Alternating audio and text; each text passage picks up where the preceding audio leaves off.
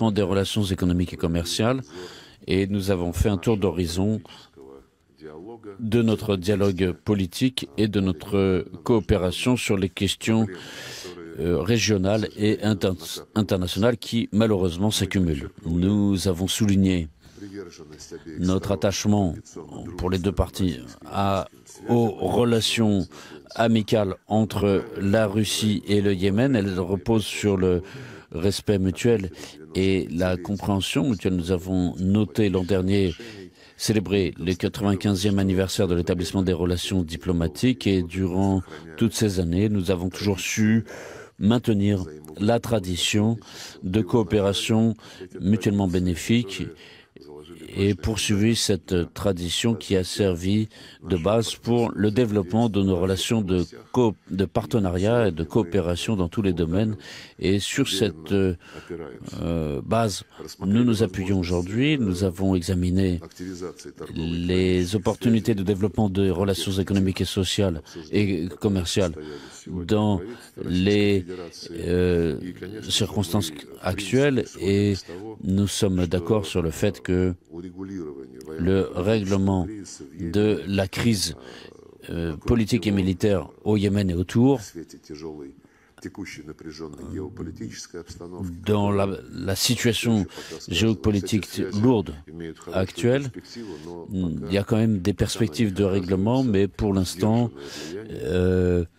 nous avons une influence encore limitée, bien que nous ayons noté une augmentation du volume de nos échanges l'an dernier. Nous nous sommes mis d'accord de joindre nos efforts pour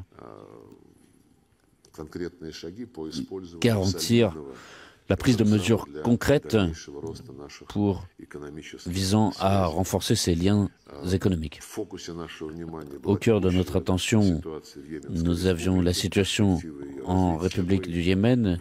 Nous avons examiné les opportunités de développement et le regain de tension autour du golfe d'Aden et de la mer Rouge liés aux tirs effectués par les Houthis contre des navires est une conséquence de l'escalade du conflit israélo-palestinien qui s'étend aux 9 mois de guerre civile au Yémen. Nous ne justifions pas les tirs contre les navires civils, mais en même temps, on ne peut pas non plus justifier les agressions commises par la Grande-Bretagne et les États-Unis contre le territoire de la République du Yémen, cela sans aucun mandat international sous forme de résolution du Conseil de sécurité de l'ONU et qui n'a pas été prise. Nous avons prévenu que le regain de tension dans la bande de Gaza ne ferait qu'entraîner de nouveaux risques militaires dans la région et au lieu de se joindre aux efforts collectifs de désescalade, les États-Unis et la Grande-Bretagne ont préféré l'usage de la force pour réagir. Nous sommes solidaires avec nos amis Yémen en ce qui concerne la sécurité de la navigation dans le territoire maritime de la mer Rouge et il faut que le Yémen puisse continuer à participer aux efforts de la communauté internationale. Ce sont des efforts qui peuvent se faire par les moyens diplomatiques et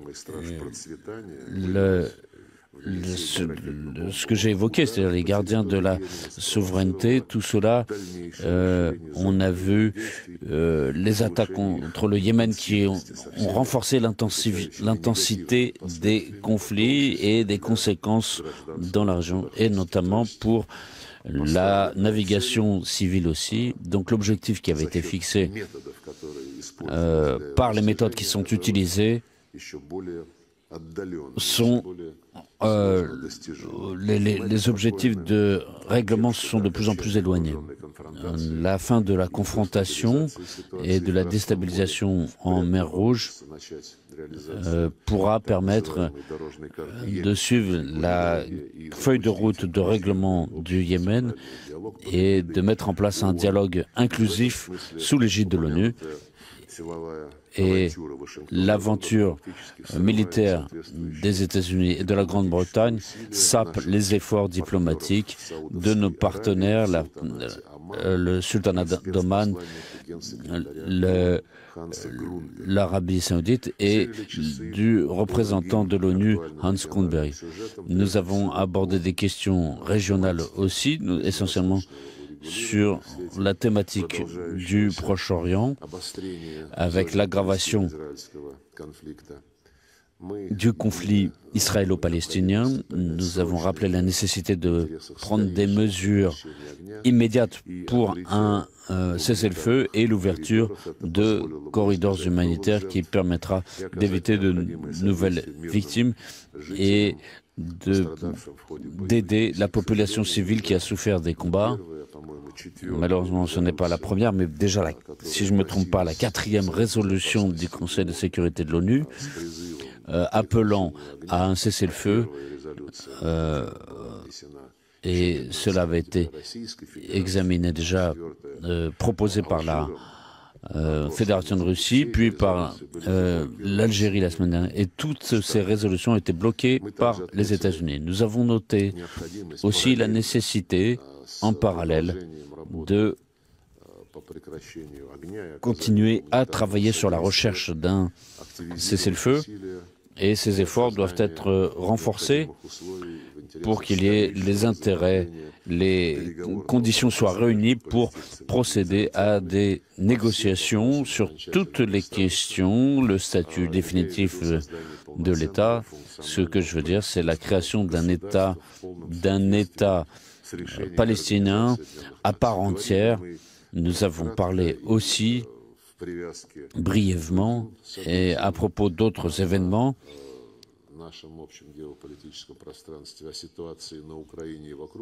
de la situation en Ukraine et autour. Nous sommes reconnaissants à nos collègues yéménites pour leur position équilibrée sur les raisons de ce qui se produit et sur les mesures qui sont prises pour trouver une solution au sein des Nations Unies sur cette question. Et nous avons confirmé ce qu'a dit à plusieurs reprises le président Poutine. Notre attitude sur le règlement, c'est notre réponse face aux menaces émanant des pays occidentaux à l'égard de la Russie. Et notre position est parfaitement connue. Nous défendons nos intérêts légitimes en matière de sécurité et nous respectons les conventions internationales en matière de droit de la population russophone en Ukraine d'utiliser la langue russe. En conclusion, je tiens à remercier encore une fois le Premier ministre du Yémen pour cet échange d'opinions et je lui cède la parole.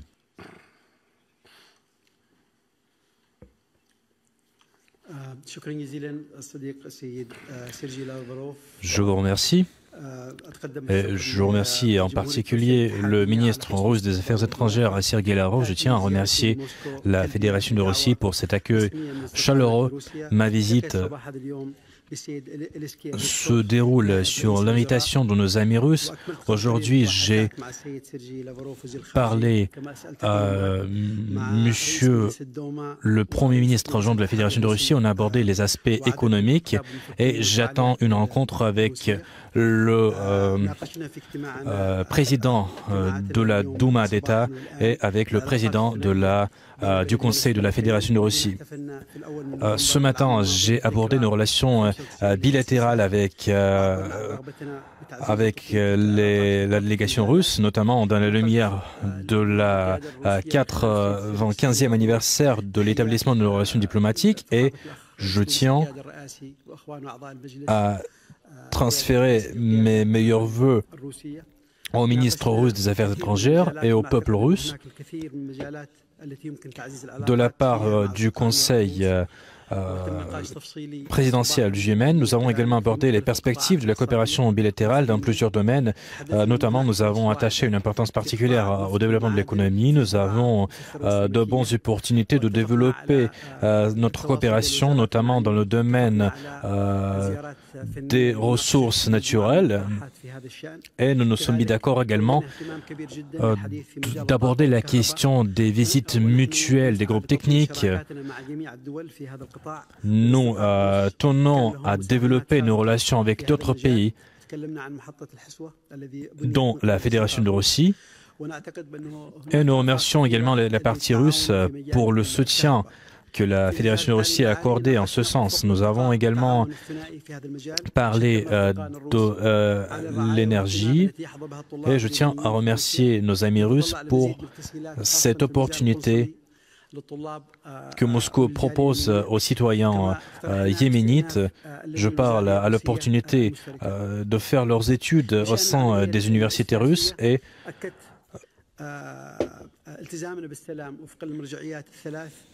nous avons réitéré notre engagement à la paix. Nous travaillons conformément à tous les documents et à toutes les résolutions du Conseil de sécurité afin de parvenir à la paix. Nous soutenons les efforts de l'Arabie saoudite en ce qui concerne le règlement de cette crise qui a envahi la région et nous travaillons conformément à la feuille de route qui a été élaborée en ce sens. Nous saluons plusieurs initiatives qui visent à atteindre la paix. Nous sommes prêts à élaborer et nous sommes prêts à examiner ces initiatives, mais malheureusement, nous avons fait face, comme avant,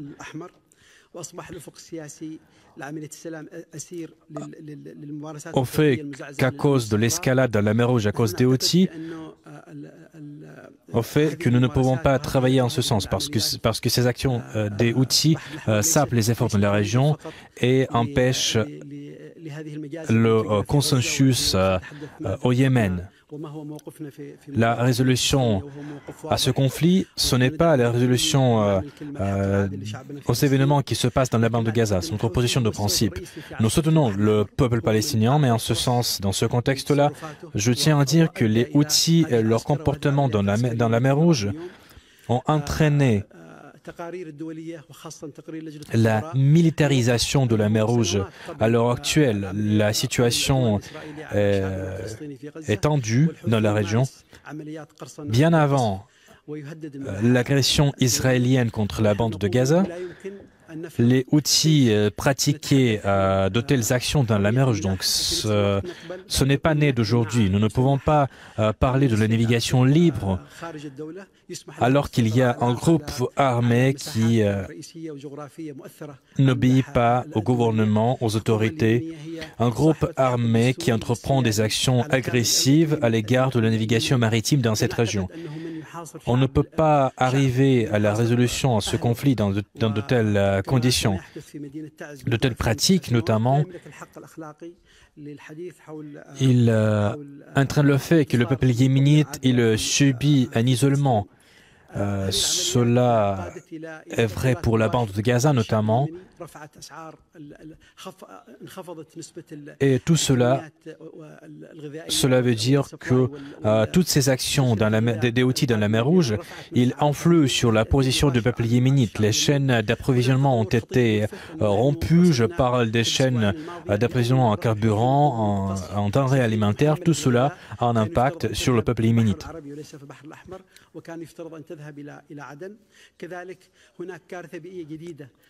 Pour la première fois, le navire a été bombardé par les Houthis non seulement dans la mer Rouge, mais dans le golfe d'Aden. Nous avons eu un problème avec le pétrolier Assafer. Nous avons eu des problèmes qui se sont accumulés pendant de longues années dans la mer Rouge, et tout cela à cause des actions des Houthis dans la mer Rouge. Et en tant que chef du gouvernement, j'ai l'intention de travailler sur ce problème. J'accorde une priorité absolue à ce problème. Et sur le plan étranger, je vais collaborer avec le ministère des Affaires étrangères pour trouver une solution à ce problème parce que cela a un impact sur la prospérité de notre peuple. notre peuple yéménite. Nous ne pouvons pas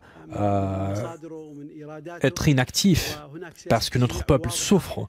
Il n'a pas d'accès à la nourriture, au carburant, à cause de ces pratiques qui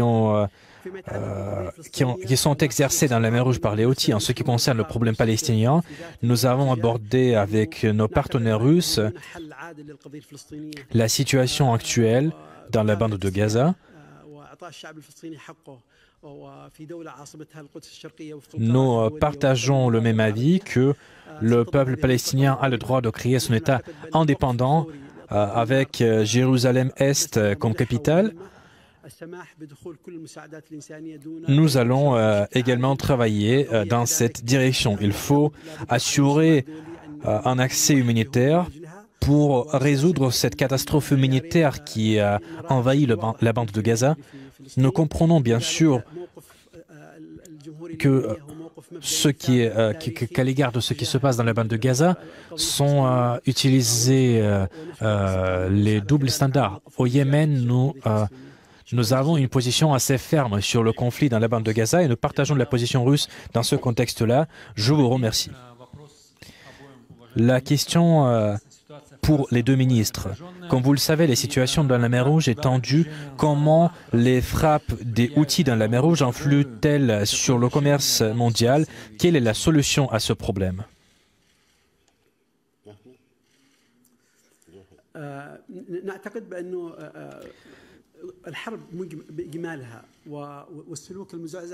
Nous considérons la guerre qui se passe aujourd'hui et les actions des Houthis dans la mer Rouge comme un fait qui a un impact sur le peuple yéménite, sur les chaînes d'approvisionnement. Il convient de rappeler qu'à cause de ces actions des Houthis dans la mer Rouge, les prix d'assurance des navires ont augmenté. Cela concerne également la situation mondiale et sans parler des prix au Yémen propres. C'est l'impact direct de ces actions. Il s'agit des frappes contre les marchandises qui sont livrées au Yémen. Cela a un impact négatif, bien sûr, sur la situation actuelle. Je pense ici aux frappes sur les infrastructures pétrolières qui ont un impact négatif sur le peuple yéménite. Tout cela n'est pas favorable pour le peuple de la bande de Gaza. Cela ne permet pas de résoudre la crise dans la bande de Gaza. C'est juste une rhétorique. C'est juste une question interne de la part des Houthis. Les Houthis, ils veulent ainsi attirer des milliers de nouveaux combattants. Ils veulent mobiliser ces combattants. Cela ressemble un peu à une guerre civile. Je peux simplement ajouter que aux estimations exposées là par mon ami et collègue, j'ajouterais donc que l'influence des Houthis sur le commerce international est comparable à l'influence des sanctions occidentales contre la Fédération de Russie sur les flux de produits entre différents pays et en ce qui concerne la sécurité des itinéraires maritimes. Souvenons-vous comment les pays occidentaux avaient incité les Ukrainiens à utiliser les prétendus corridors de sûreté quand avait été mise en place l'initiative du secrétaire général de l'ONU sur les corridors céréaliers en mer Noire. Et on a vu un effondrement de la logistique et l'acheminement des produits d'un point à un autre. Et comme cela vient d'être dit, toutes ces manifestations qui ont un impact direct sur le commerce mondial. Cela avait été noté déjà avant même les dernières confrontations au niveau des Houthis en mer Rouge. Et là, on voit une confirmation des actions agressives, des agissements agressifs des pays occidentaux. et la pratique des sanctions illégales et unilatérales. Bonjour. La question est à M. Sergei Lavrov. Le président ukrainien Volodymyr Zelensky a déclaré que Kiev avait l'intention de remettre à Moscou son plan de règlement lors de la deuxième conférence en Suisse. Mais il a ajouté qu'il ne considérait pas ce plan de proposition de négociation. Comment trouvez-vous cette déclaration de Zelensky et comment la Russie perçoit-elle cet événement à venir en Suisse? J'ai du mal à donner un commentaire. Je ne sais pas dans quel état M. Zelensky a fait cette déclaration, comment s'est déroulée son interview. Il y a eu beaucoup de choses intéressantes qui ont été dites et on a attiré l'attention là-dessus, et notamment quand il a parlé de la statistique des pertes du côté ukrainien en résultat de l'opération militaire spéciale que nous menons et d'autres déclarations qu'il a faites. En ce qui concerne la préparation d'une conférence en Suisse, j'ai noté que ce que disait sa déclaration, c'est-à-dire que la Russie ne serait pas invitée. Le chef de son administration, Yermak, a dit qu'on se retrouverait en Suisse, qu'on peaufinerait une solution, et ensuite, selon la formule Zelensky, et ensuite, on la transmettrait à la Russie. Donc vous avez cité M. Zelensky, il a dit que cela ne serait pas considéré comme des négociations. Donc toute personne normale comprend qu'il s'agit ici d'un ultimatum. Cette formule de Zelensky avec ses ultimatums reste ce que c'est. On organise différentes réunions pour parler de ce bout de papier en impliquant de plus en plus de pays. Et un de mes bons camarades m'a montré justement les conseils qui avait été donné par les Européens à Zelensky pour organiser ce type de réunion. L'essentiel, c'est qu'on ait de plus en plus de pays qui promettaient n'importe quoi. L'essentiel, c'est qu'ils viennent. Et si la formule ne leur plaît pas, qu'ils suppriment quelque chose de pas important par rapport en matière de sécurité alimentaire ou énergétique, par exemple. Et l'essentiel, c'est qu'ils viennent, qu'ils soutiennent l'idée de nourrir tout le monde, de réchauffer tout le monde. On n'a besoin de rien de plus. Le deuxième conseil donné par l'Union européenne à Zelensky, c'est ne diffuser jamais lors de ces réunions des projets ou des documents parce que vous n'aurez pas de soutien de la part de tous les participants. Et ce qui est important, c'est que nous montrions un soutien. Et je cite, c'est qu'à chaque fois, à chacune de ces rencontres, il faut qu'il y ait une photographie de groupe. Et plus il y a de photos de groupe et plus les gens sont nombreux sur la photo, mieux ce sera, plus ce sera convaincant pour dire que la Russie est en confrontation avec l'ensemble du monde progressif. Donc cette question de la photographie existe depuis longtemps dans la politique occidentale pour guider ou écarter nos partenaires. Mais pour répondre, je dirais que je suis surtout étonné par la façon dont ce rôle échoua à la Suisse. Le ministre suisse des Affaires étrangères, il y a un mois, à New York, quand nous participions aux réunions du Conseil de sécurité de l'ONU, avait demandé une rencontre,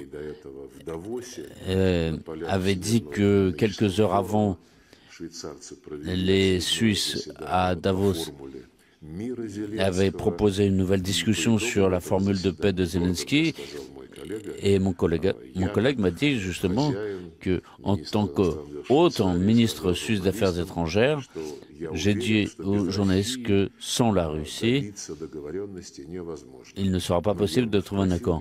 Donc je lui ai demandé, si tu es convaincu de cela, pourquoi avoir réuni tout ce monde-là dans cette en Suisse. Il a dit non, non, on va continuer à avancer et on va arriver à un moment où vous serez invités, vous les Russes. Je lui ai dit que ça sert à rien et qu'il faut éviter ça parce que la base, donc l'ONU et donc finalement la Suisse doit trouver, c'est une base qui n'a aucun sens. On l'a dit à plusieurs reprises. Mais si on n'a rien d'autre à faire, si on veut se laisser aller des convulsions sur le plan diplomatique pour dire que l'Ukraine n'est pas oubliée, alors l'essentiel c'est de distraire l'enfant pour qu'il arrête de pleurnicher. La dernière question. Ma question va également à M. Sergei Lavrov. Lors de la rencontre à Paris, Emmanuel Macron n'a pas exclu la participation des militaires européens dans le conflit en Ukraine. Auparavant, cette rhétorique a été exclue. Aujourd'hui, tout change. Et si un pays otanien se met d'accord avec l'Ukraine d'envoyer ses troupes en Ukraine, qu'est-ce que ce pays va violer l'article 5 de la charte de l'OTAN sur la sécurité collective et quel impact cela entraînera? C'est toujours dans la même série ce que je viens d'évoquer. En absence de résultats tangibles pour augmenter une aide à l'Ukraine et lui fournir des munitions, des armements. D'ailleurs, à ce propos, il y a quasiment tous les jours des responsables ukrainiens qui organisent des scandales publics. C'est à cause de vous qu'on a perdu Avdiivka, c'est à cause de vous que nous retirons sur la ligne de front. C'est leur façon de parler avec leur maître. On voit ici une manie des grandeurs, une folie des grandeurs chez Zelensky, dans son administration, dans son gouvernement. Mais en tout cas, l'Union européenne a, non sans mal, accordé une nouvelle tranche de 50 milliards d'euros et cette année 4 milliards d'euros et tout cela est censé être donné à titre de comme une bourse ou d'une aide ponctuelle. Et après, les Américains ont parlé de crédit qui est le très bon moyen de les tenir au bout de la laisse. Mais donc, bref, les Européens ont plus ou moins validé ce paquet d'aides. Les États-Unis, comme vous le savez, le Congrès n'a pas repris ses travaux. Donc il y a une discussion assez compliquée là-bas. Il y a un groupe important de responsables politiques, pas seulement républicains d'ailleurs, qui disent qu'il faut commencer par assurer la sécurité des États-Unis face à l'immigration clandestine qui prend des proportions considérables. C'est le développement du trafic de drogue, de la criminalité et l'infraction aux principes propres qui fait vivre la fameuse Amérique en rez-de-chaussée et en bungalow et en gratte-ciel. Donc on a ici un processus qui continue, qui consiste à fournir des armes en grand nombre à l'Ukraine. Et là, on voit ici des manifestations d'agriculteurs en Slovaquie, Pologne, Tchéquie, en France et dans d'autres pays qui ne veulent pas que les marchés européens ne soient pas inondés de produits agroalimentaires ukrainiens à bas prix, et cela sur fond d'accusations qui se poursuivent de la part de Kiev à l'égard des capitales européennes qui ne remarquent rien, qui ne pensent que l'Ukraine continue à faire de déclarations selon lesquelles la Russie est coupable de la plus grande crise alimentaire au monde. Les produits alimentaires sont moins chers qu'en 2021, mais je le répète encore une fois, l'Europe est inondée de céréales, est obligée d'en détruire même, et les agriculteurs européens sont face à une manipulation, à une manœuvre de doping, de dumping de la part de l'Ukraine, et il y a la Commission européenne qui traite de toutes ces questions, qui propose d'acheter toutes les céréales ukrainiennes et les transmettre aux pays les plus pauvres. Tout cela semble très noble, très charitable, mais ça nous éloigne très loin de ce que l'Union européenne en général fait en Ukraine. Donc pour revenir à la question principale, le nombre de conférences augmente. Elles sont convoquées dans les pays occidentaux et c'est pour éviter une baisse de l'attention et une baisse de l'aide financière au régime de Zelensky. Les Français, le président Macron, en fait, sont très intéressés à participer à différentes rencontres. On ne sait pas s'il y a quelque chose qui sort de tout cela. Il y avait encore en 2015, déjà, le prédécesseur de Macron, le président Hollande, avait convoqué une grande conférence pompeuse sur le Proche-Orient. On avait parlé de l'État palestinien, d'autres mesures de respect des résolutions de l'ONU. Voilà, on en avait parlé dans les médias français et dans d'autres pays occidentaux. Et puis après, on a bien oublié tout ça. Alors ensuite, on a commencé à accorder une grande importance aux réunions de Paris. Par exemple, en 2015, il y avait une conférence à Paris où il avait été confirmé l'obligation, l'engagement des pays occidentaux, européens, d'accorder 100 milliards de dollars à l'Ukraine pour financer la réforme structurelle de l'économie ukrainienne face au changement climatique, le passage vert et passer à des sources d'énergie renouvelables sans pollution de l'environnement. Ça, c'était en 2015. Cette promesse solennelle, 100 milliards de dollars pendant 10 ans. Et 10 ans presque ont passé. Il y a peut-être 2 ou 3 dizaines de milliards de dollars qui ont été attribués, affectés à ça. Et regardez ce qu'on consacre à l'Ukraine aujourd'hui et tirer les conclusions qui s'imposent sur les priorités pour les pays occidentaux, européens, et les questions de développement dans le monde et la question de climat en matière de priorité dans le discours politique. Effectivement, le président Macron, pour la première fois depuis toutes les discussions sur le soutien à l'Ukraine, non seulement a proposé de constituer une coalition de missiles qui comprendrait également des types d'armements à longue portée pour qu'ils puissent atteindre le territoire de la Russie en profondeur, ce qui constitue déjà un acte suicidaire, si ça se confirme. Et en plus, il a dit que, oui, nous avons longtemps discuté de l'envoi de troupes terrestres sur le territoire de l'Ukraine. Pour l'instant, il n'y a pas de consensus, mais les consultations vont se poursuivre.